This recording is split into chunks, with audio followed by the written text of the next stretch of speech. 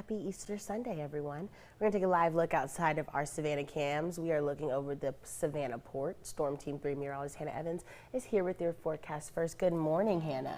Good morning, Tyler. We are waking up pretty mild out there this morning. We're in the 60s, some of us even close to 70, like Savannah, already at 70 degrees this morning. Darien, Glenville, 71 degrees as you step out the door. So it's a nice and warm start to your Easter Sunday out there today. A perfect morning for any egg hunts, church services, breakfast, lunch, anything like that, as we look to stay in the 70s throughout the rest of the morning, with our high temperatures today reaching the mid 80s. So it is going to be a warm Easter Sunday, but we do have a nice breeze helping to keep it comfortable as we reach 87 degrees in Pembroke and Hinesville, 85 degrees in Statesboro and Rincon. So we are dry through the morning, but we are tracking a cold front that will move in for the middle of the afternoon and bring the chance for a few scattered showers and storms, and that is going to be for the middle of the afternoon through the evening today, where you're going to want to have that umbrella handy. So I will be tracking this out a little bit more in the full forecast in just a few minutes. Tyler. Thanks, Hannah. New this morning, the Tybee Island Police Department is investigating a shots fired incident at an unpermitted pop-up event that happened Saturday evening. According to Tybee Police, hundreds of people were gathered around the pier and pavilion around 6:30 last night. Officers in the area said they heard an undetermined amount of gunshots and the crowd began to scatter. Off-duty Tybee police officers immediately responded to the island to assist. They were joined by law enforcement from the Chatham County Police Department, Chatham County Sheriff's Office, and Georgia State Patrol. According to a press release, no one was injured, and at this time, no suspect has been located. Tybee Police posted online, quote, "As horrible as the situation was, we are hopeful that this means no one was seriously injured. We are also grateful for the swift actions of our officers who were on duty and those who left their families at a moment's notice during Easter weekend to answer the call. Their professionalism, bravery, and dedication to duty undoubtedly prevented the situation from escalating further." Now, this does remain an active investigation, and police ask anyone with information to contact Tybee Police at 912-786-5600. Yesterday in Jessup, the Rayonier paper mill caught on fire. According to fire official, crews were working to put out hot spots around 11:30 Saturday night. Officials did not provide further details on the cause of the fire or the extent of the damage. The same mill, located at 4470 Savannah Highway, caught fire in 2024. This is a developing story, so make sure that you stick with WSAV for updates as more information becomes available. We have some new details to share with you on a shooting that took place last night in the 300 block of East Henry Street. We now know 2 people were injured in that shooting. A heavy police presence was reported to have responded to a shooting at the intersection of East Henry Street and Lincoln Street in Savannah around 10:45 Saturday night. According to SPD, police found a woman and a juvenile male with non-life-threatening wounds. Both of them were taken to an area hospital. Officials say no arrests have been made and the investigation is ongoing. If you have any information, call Crime Stoppers at 912-234-2020. You can also submit an anonymous tip through the SPD mobile app. An arrest has been made in connection to a deadly shooting along a busy Savannah roadway Friday night.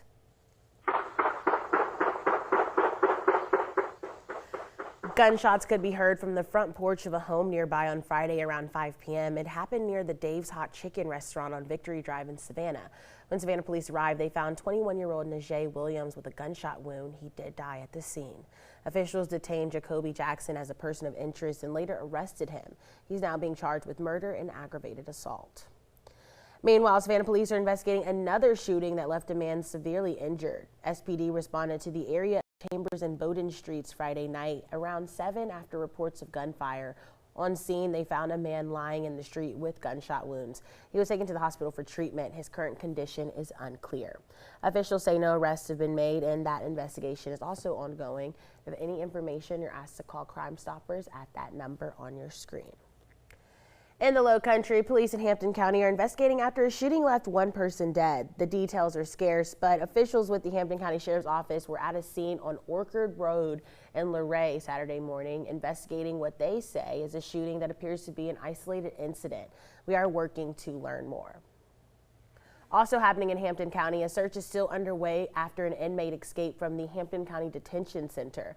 A spokesperson from the Hampton County Sheriff's Office says Jawan Edie should be considered dangerous. Officials say he is 6'1" and about 174 pounds. If you see him, you're urged to not approach him, but instead call 911. Meanwhile, officials in Toombs County are working to locate a wanted man who they say could be armed and dangerous. They are searching for 39-year-old Frankie Banderas. In a social media post, officials said they were working to locate him in connection to an incident on Falcon Drive in the Quail Ridge subdivision. He's believed to have left that area, and Banderas is wanted for aggravated assault and child cruelty. He's described as a Hispanic man weighing 210 pounds and standing 5 feet 9 inches tall. Deputies say Banderas should be considered armed and dangerous. If you see him, call 911. Well, 6 people were displaced after a house fire yesterday. The Savannah Fire Department responded to the scene in the 100 block of Brady Street around 6:25. Officials say no one was hurt, but those 6 people are now without a home. It's not yet clear what caused that fire. Moving to an education report now, the Hungry Club Forum of Savannah gathered at the May Street YMCA Saturday morning, where candidates for the Savannah-Chatham County Public School System School Board President laid out their leadership experience and vision for the district in front of the community.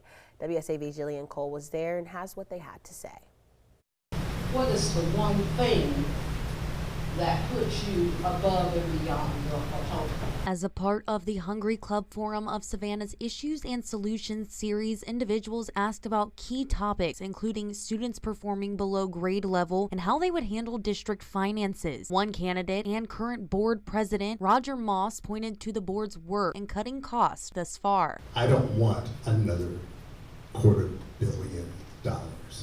We've got to do with what we have and do better with what we have. Challenger Dr. Dion Hoskins Brown, who served 14 years as the District 2 representative for the school system, agreed to trim the budget, but says there are still areas that need further investment. If I had $250 million, the first thing I would do is solve the transportation problem to get as many of those small buses that don't require a CDL as we can, and then the drivers for them. That would be easy. When asked why they're the best fit for the role, Moss emphasized his dedication to the student, while Hoskins Brown leaned on her experience. Regardless of income, regardless of zip code, regardless of family background, every child has potential for greatness. I think that's one of my superpowers, is that having that experience as a teacher, as a mother, as a graduate, and now as a grandmother, looking at the education system here in our county as a product, and now one who has been a participant and one who's been in governance. A nonprofit dedicated to replacing old, worn American flags with fresh ones spent yesterday spreading their mission at the Savannah Scottish Rite Masonic Center. In the Guardians of Old Glory ceremony, 2 members of the Savannah Scottish Rite carefully lowered the retired flag, and then 2 Army recruiters folded it and handed it off to the youngest scout in attendance. Alan Hughes with Scouting America says this ceremony shows respect and pride for the nation as we celebrate 250 years of American flags flying high.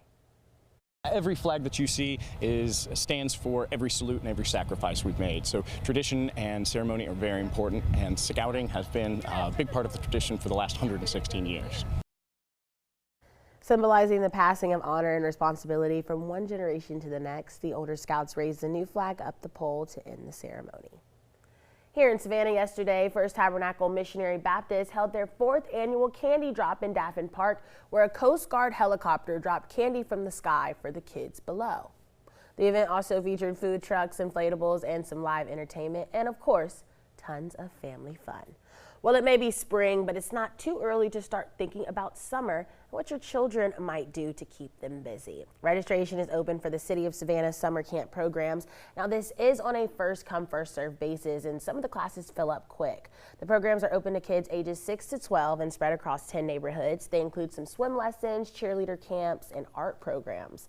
Mayor Van Johnson says summer camps are a great way for kids to have fun while staying out of trouble. All designed to give our young people a place to grow and explore and just be kids. Unfortunately, we live in a world where young people just have to grow up a lot sooner, and I think it's just fun being a kid. Financial assistance is available and priority is given to the City of Savannah residents. If you don't live in the city, you can still apply, but you will be placed on a wait list and contacted if space becomes available.